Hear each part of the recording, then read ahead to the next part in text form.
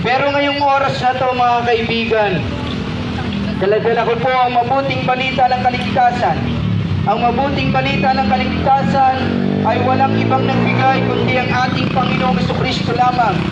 Hindi po ang sinumang grupo, hindi man ang sinumang tao ang nagbibigay ng kaligtasan ng isang tao.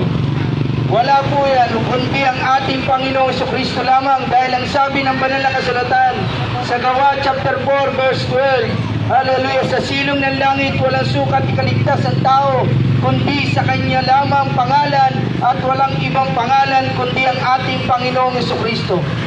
Ang aking po ibinabantala rito ay ang kapangyarihan ng Diyos, na kung paano po ako binago ng ating Panginoon, nasadlak sa kahirapan, bisyo at kasalanan, pero inabot pa rin ako ng ating Panginoon dahil sa Kanyang biyaya, habag, awa, hallelujah, ay akin pong naranasan ang kapangyarihan ng ating Panginoon na makapagpabago ng aking buhay.